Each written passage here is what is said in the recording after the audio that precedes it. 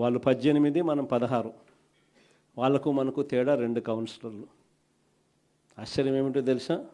ఆ 2 కౌన్సిలర్లు లాగేయాలని మన ఎమ్మెల్యే. మీ జగన్ ముఖ్యమంత్రిగా ఉండగా ఏం చేశాడో తెలుసా?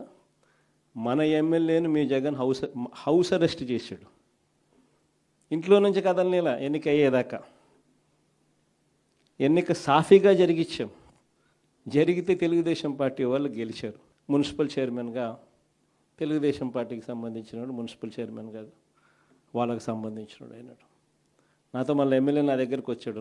ఏంది ఇది, మన ప్రభుత్వంలో నువ్వే నన్ను ఇంట్లో నుంచి కదలుకోకుండా కట్టడి చేసి తెలుగుదేశం పార్టీ 18 స్థానాలు వాళ్ళ ఉన్నాయి, 16 స్థానాలు మనవి ఉంటాయి, 2 స్థానాలే కదన్నా లాగేసి ఉంటే సరిపోయేది కదన్నా, నన్నే నువ్వు కట్టడి చేస్తే ఎట్టన్నా అని.